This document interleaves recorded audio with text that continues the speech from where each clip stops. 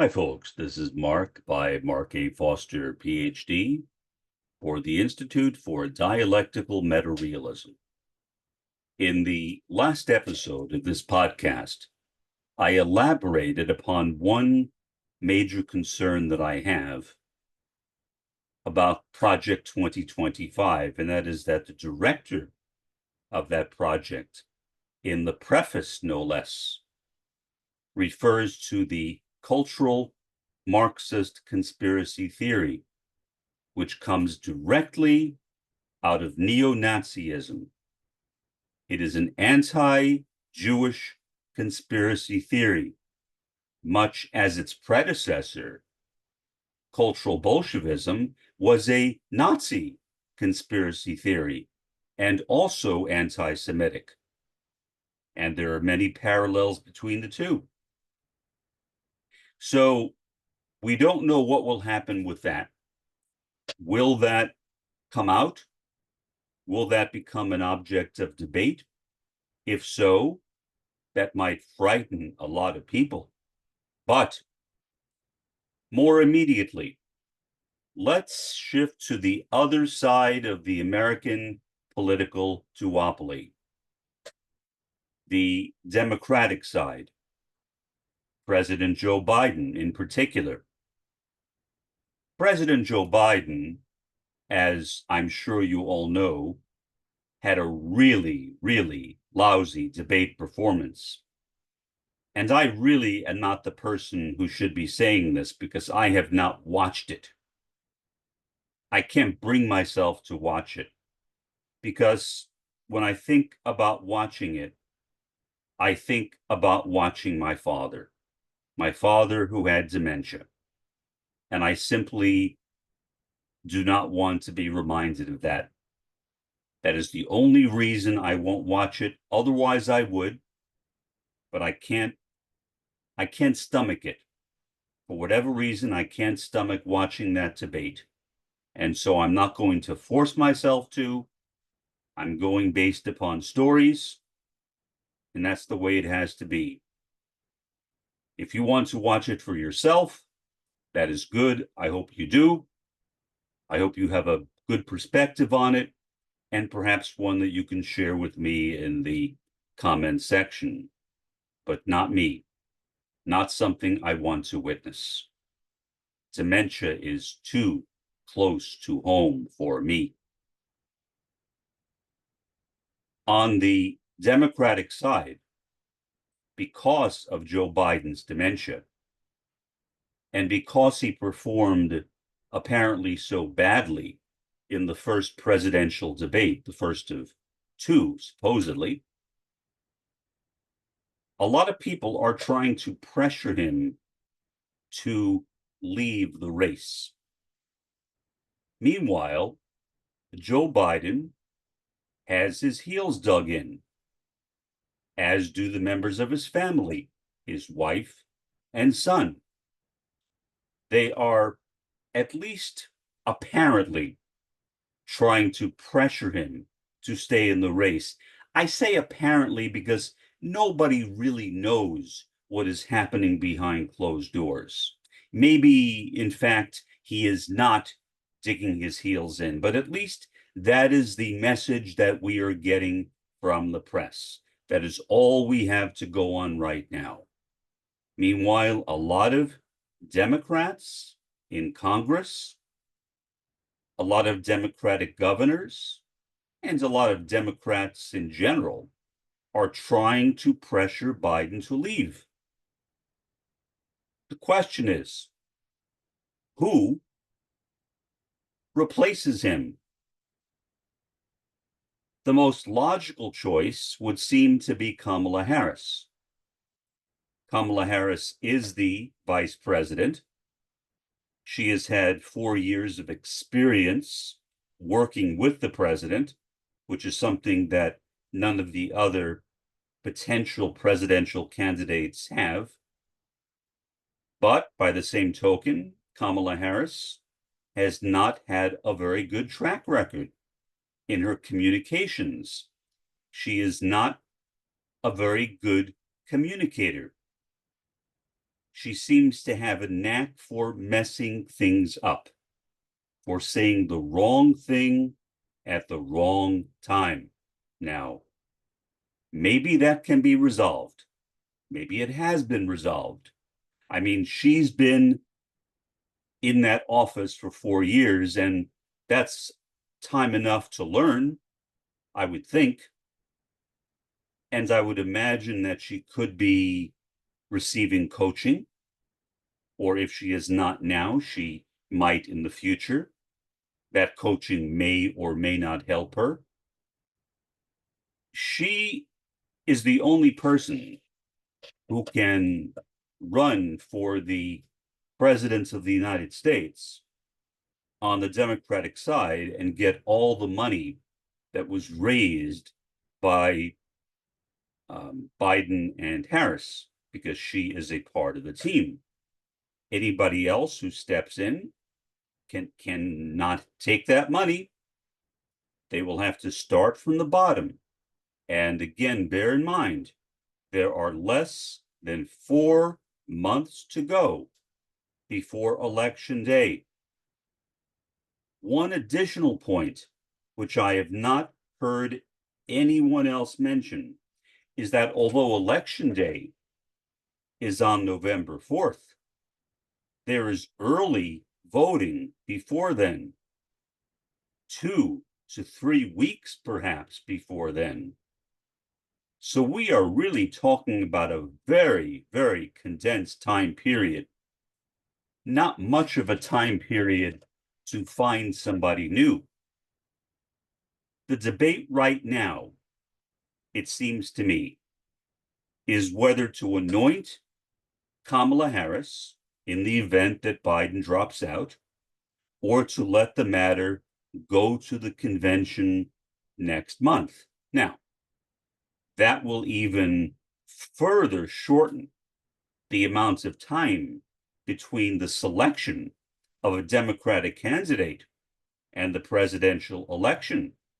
Now, maybe, for example, Gavin Newsom, the governor of California, might do a better job than Kamala Harris.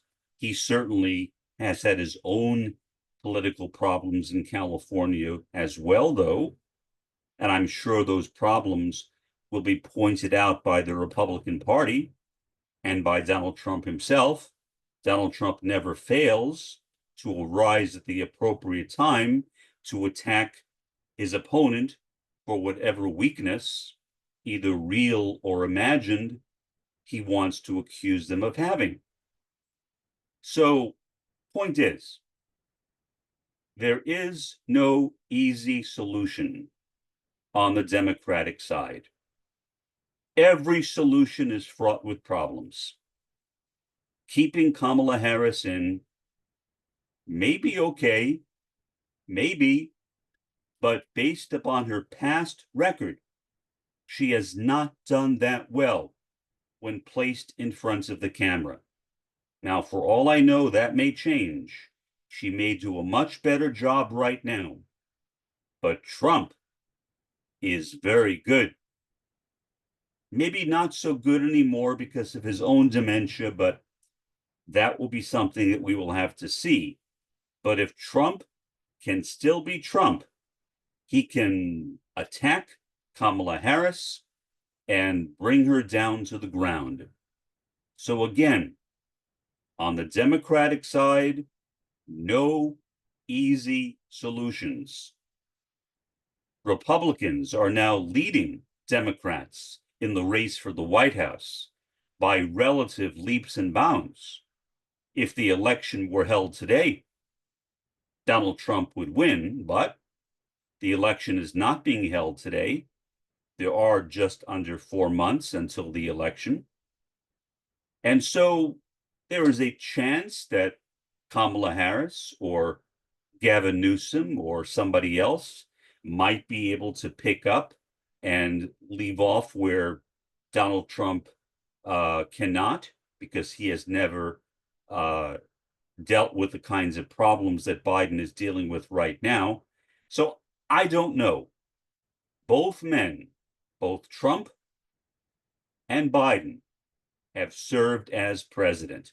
So in a sense, if Biden stays in, we will see a race between two incumbents for the White House. If Kamala Harris steps in, she will not be an incumbent exactly, but being vice president certainly means you have your head over the shoulder, metaphorically, of the president, and you are able to watch what the president is doing. And so perhaps in these 4 years, she has learned more than she knew at the beginning, when she sometimes would simply not know how to respond to questions. And that would be an absolute disaster for Kamala Harris. Now, bear in mind, I'm a Maoist third worldist. I'm a communist. My hope is not in the United States or in the first world generally. My hope is that the first world collapses, and with it, the capitalist world system, and that revolutions might at some point begin in the third and perhaps the fourth world. But I live in the United States, and so here I am. And so I have a vested interest, at least to some extent, in seeing a good person, whatever a good person might be, run for president. I am not convinced that we have such a person right now. Trump certainly is not a good person, especially if he backtracks and supports Project 2025, that horrendous neo-Nazi anti-Semitic document. Kamala Harris may be okay, but again, there's a big question mark after her name. Nobody really knows. Now, there are some people who have said, well, if we do not give the nomination to Kamala Harris, a lot of African Americans will be angry, and they may not show up on election day. They will feel slighted, and I can understand that. However, Kamala Harris is not the only competent African American or Asian American who could run for the presidency. There are many others. And I don't know if consideration is being given to any of them. Maybe it is.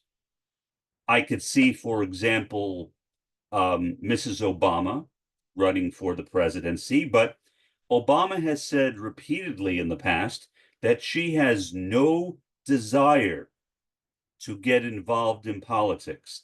It is very clear that Michelle Obama does not like presidential politics.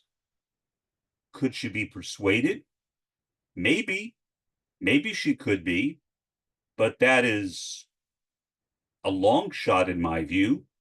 I do not think that Michelle Obama would ever agree to run for the White House. Why? Because she served as First Lady under Barack Obama. She was a witness to all the racist slurs that were made against not only her husband, but against herself. I remember them. I was disgusted by them.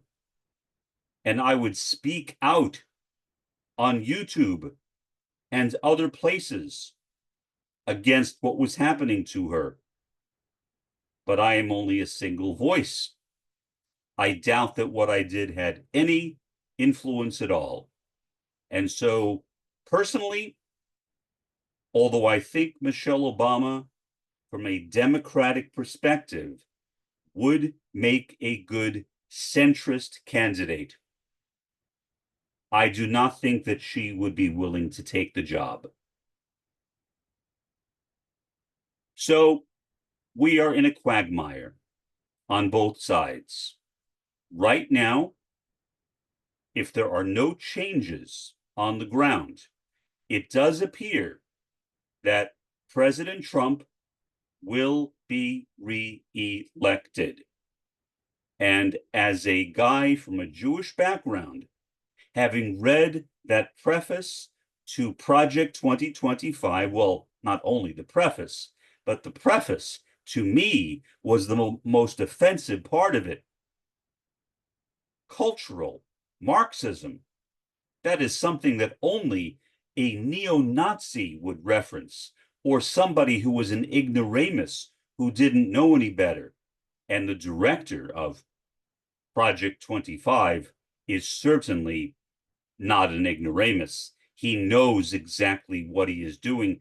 As I said yesterday, he is signaling to the Republican base, I am on your side.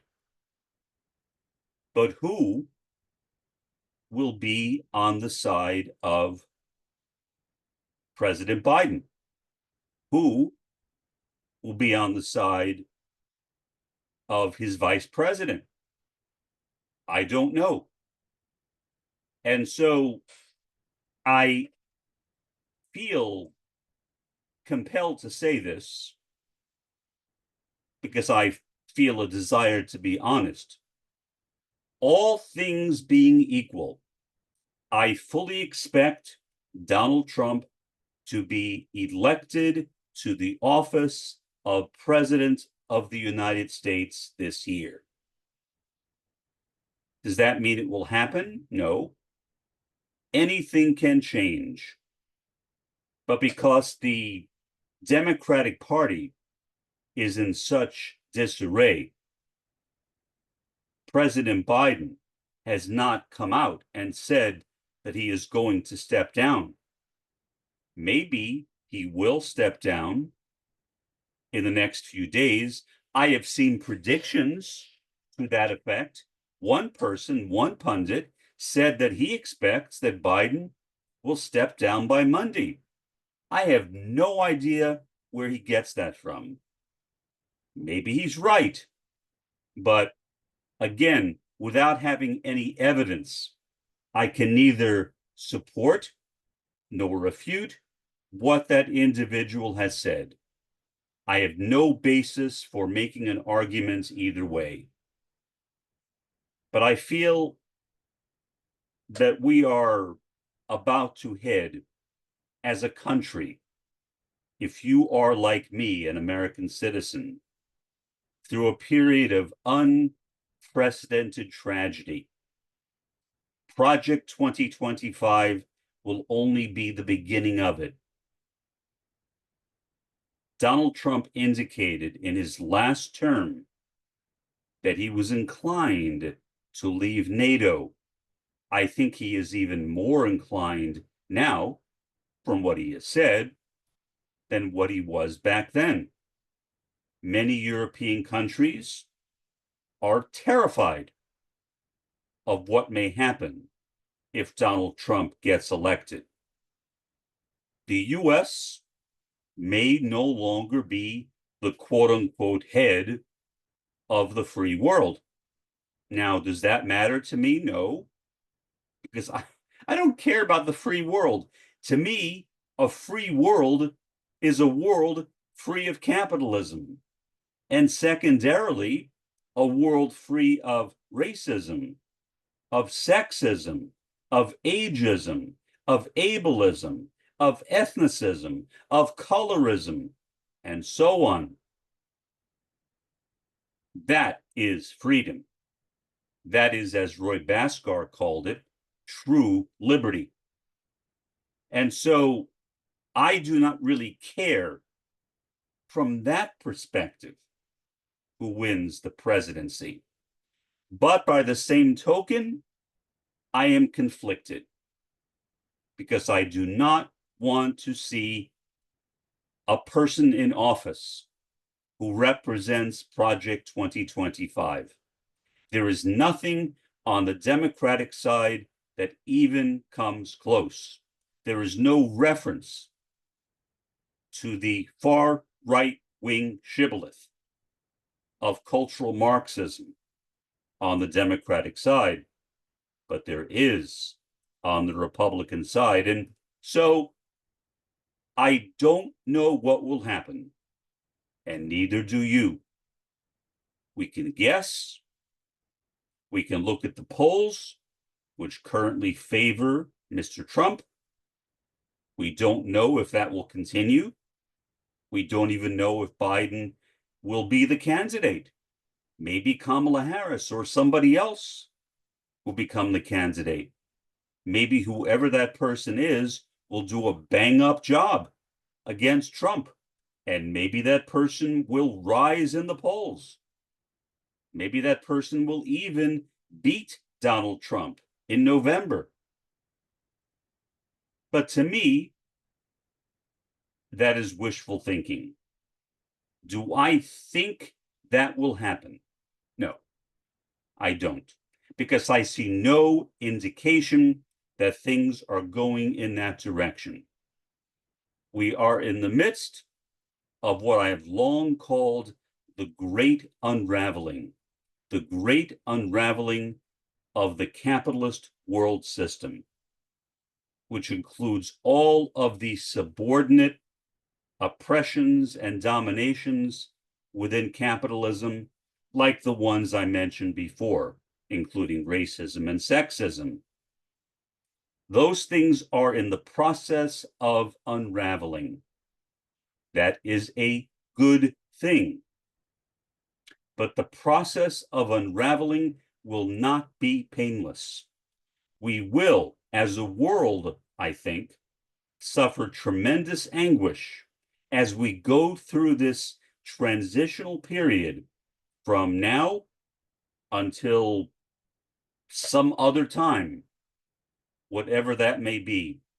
And I hope with all my heart that that time will be the empowerment of the third and fourth worlds and the revolutions that will occur in the third and fourth worlds, leading to the establishment of a communist or revolutionary socialist, if you will, world system in place of the current capitalist world system.